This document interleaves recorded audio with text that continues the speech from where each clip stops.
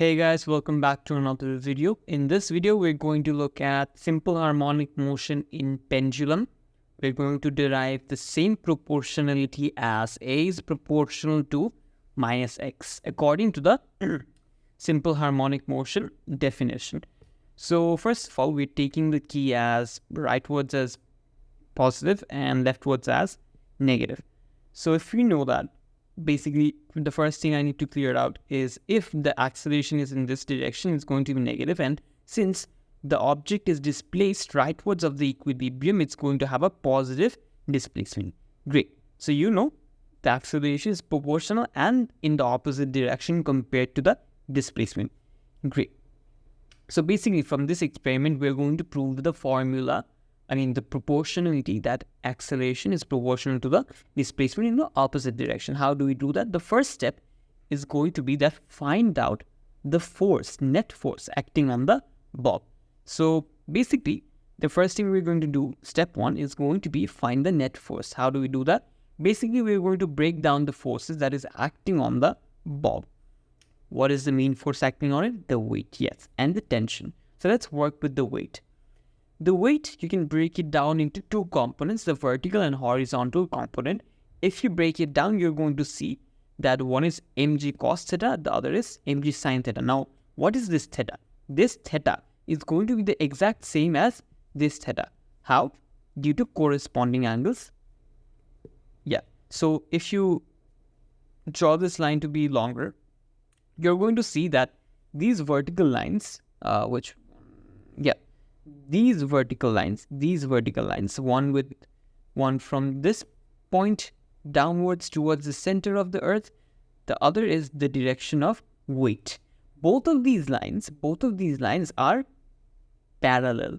Both of these lines are parallel because their direction is towards the center of the earth. Great. So since these are both parallel and intersecting the same line, let's say X, they're corresponding angles. They're going to be giving you corresponding angles, which is equal. Great. So if you know that, now we can say that this theta and this theta is equal. Now we can say that the vertical component is mg cos theta and the horizontal component is mg sin theta. Nice. So if you know that, again, the tension is going to be equal to the mg cos theta, because is there any other force other than tension in this direction and mg cos theta in this direction? No, there is no other force. And there is also no movement of the bob in this direction or in this direction. And we know there is no net force on the bob in this direction parallel to the tension. So there is no net force because the tension gives you the equal amount of force as mg cos theta. If that is the case, we can say tension is equals to mg cos theta. So we know parallel to the direction of tension, or in this direction, there is no resultant force. So where is the resultant force though? It's basically in this direction. In that direction where the resultant force is mg sin theta. Why is it the resultant force? Because notice in this line, there is no other force. So in that direction, there is going to be a resultant force that is mg sin theta. So you can say F net, or the resultant force, or the net force, is equals to mg sin theta. Now, what is the formula for force? Right. Force is equals to mass into acceleration. F is equals to ma. So you can say mg sin theta is equals to what? ma. Great. So you can cancel out the masses and you're going to see g sin theta is equals to acceleration. So you're already close to the proportionality for simple harmonic motion since you've already gotten acceleration in your equation. Great. So now how do we proceed? We're going to introduce a new theory, which is small theta approximation. What on earth is that? It's basically telling you that for small theta values, for really small theta values, your sin theta is equal. So let's take an example of 0.05 rad and use your calculator and find sin theta of 0.05. And you're going to see you get a value of 0.04999979, right? 49979. Yeah. So this is approximately equal to your sine theta value. So theta for small angles is approximately equal to sine theta.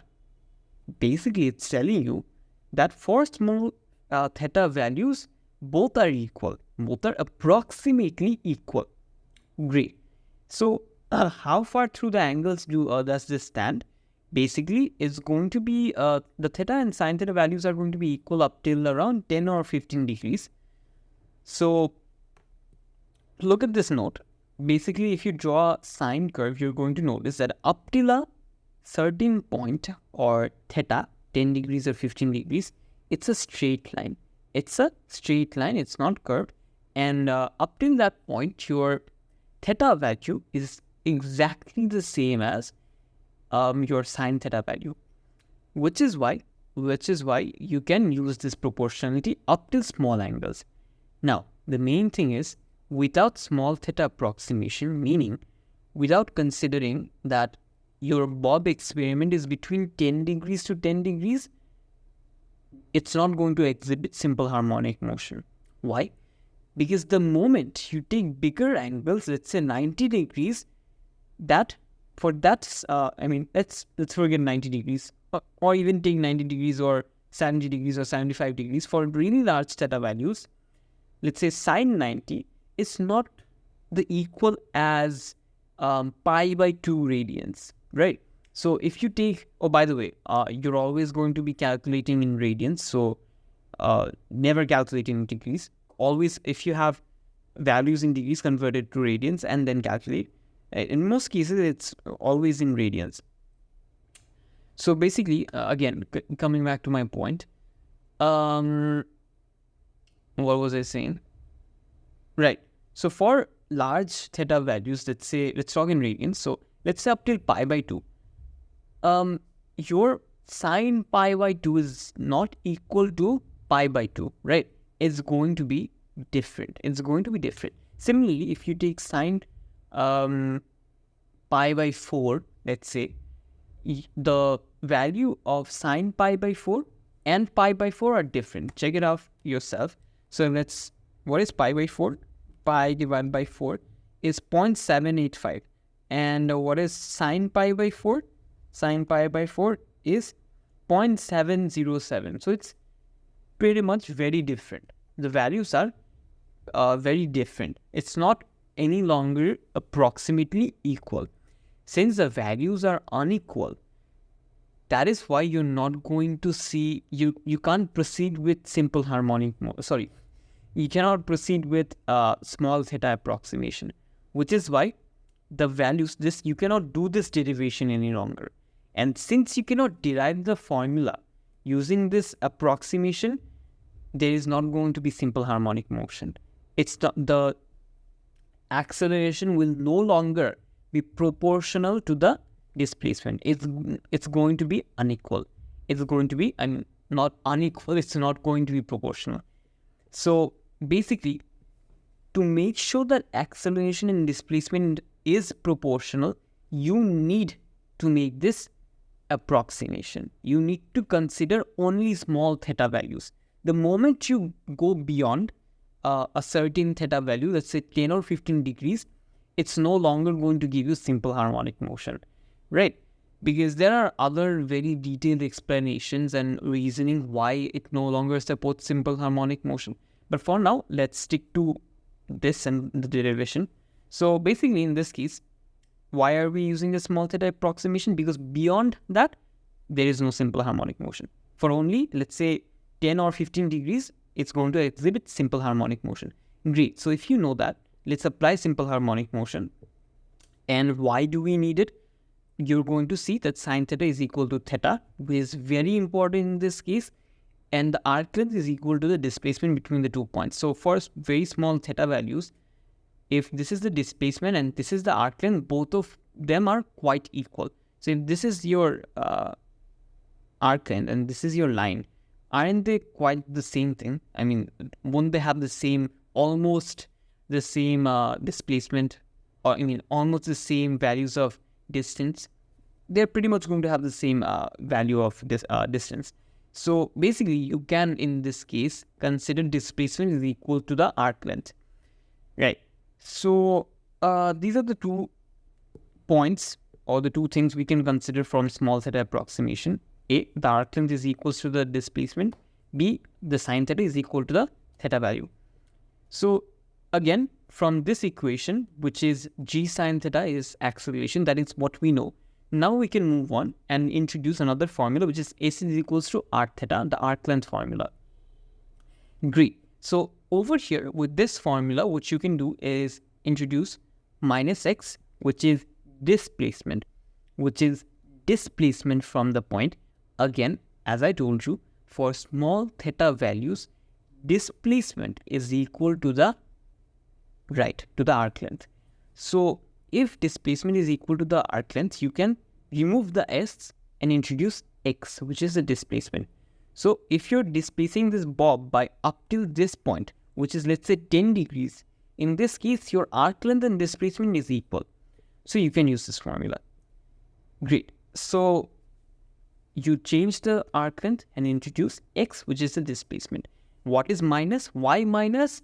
Because it's, let's say we're taking this direction, which is right of the equilibrium. In this case, it's going to be positive as per our key. But since we in this case, we're taking acceleration as positive. Yeah, we're taking acceleration as positive. We're going to be taking displacement as negative. You can do it the other way around as well, no problem. You can choose the displacement to be positive and acceleration to be negative, no problem. But we're doing it, we're bringing the minus sign over here just for the ease of understanding. So we're introducing the minus sign and saying that the displacement is opposite to the direction of acceleration. Great. So now you can deal with the theta sign. If you make theta the subject, which is over here, making theta the subject, you're going to get minus x by r. Minus x by r. Why minus x? Again, the displacement is opposite to the direction of acceleration. You can also prove it using mg sine theta. Mg sine theta, the acceleration is in this direction and displacement is in that direction. So both of them are opposite.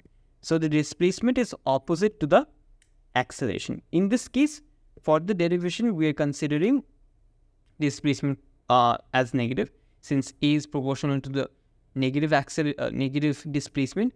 Just for the ease of understanding, we are bringing in minus x over here. You can you can deal with it as positive x and later on add the minus sign, no problem. It still makes sense, but we're adding the minus sign over here. Anyways, so what do we have here? We have theta is equals to minus x by r. So by the way, what do we know about theta? We know that sine theta is equals to theta. Do we know that? Yes, we do. So we can say that since sine theta is equals to theta, g theta, because sine theta is equals to theta, g theta is acceleration. So if we make theta the subject, theta becomes acceleration by gravity. Great. So if we do that,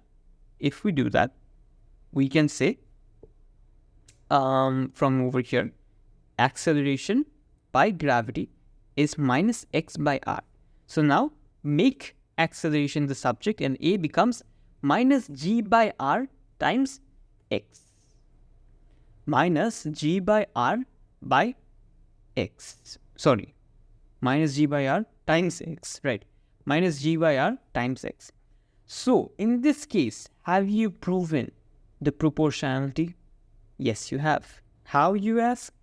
Basically, in this case, again, if you're considering this as the constant, A is indeed proportional to minus x, because both gravity and r, the radius, is constant. Therefore, in this case, we can say that acceleration is proportional to the negative of displacement. Meaning, acceleration happens in the opposite direction compared to displacement, but they're both proportional. Great. So we have derived again the simple harmonic motion formula. So A is proportional to minus x, where g by r is the constant. Previously our constant was A is equals to minus omega square x. But here our constant is g by r. Now there is something interesting we can do with this. What is that? So basically in this case, our pendulum case, our constant is g by r. And in the general simple harmonic motion case, our constant is omega square. So we can say both the constants are actually equal. Both the constants are actually equal. If you don't believe me, you can make an experiment yourself and find the omega and find the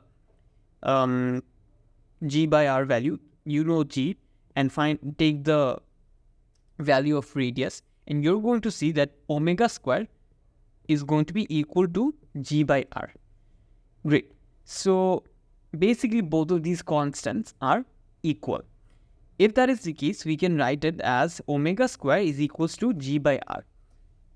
So if we write that, now we can substitute the value, the expression for omega, which is 2 pi by t. Omega is 2 pi by t. So put that in, and you have 2 pi by t whole square is equals to g by r. And from this, you're going to get time period is equals to 2 pi times root over r by g. So time period for oscillation, you will be able to figure it out using this equation. 2 pi times root over radius by gravity. So you can derive this in your exam paper as well, because basically you know that the omega square and g by r are equal. So from this, you can substitute the expression for omega, angular frequency, and you will find out the expression for time period, and you will be able to find out the time period. So this is how the derivation for simple harmonic motion equation comes about for pendulum experiment. Next, we can look into another example where simple harmonic motion applies as well. So hopefully I could explain how derivation is done and how we get to this equation. So see you in the next video.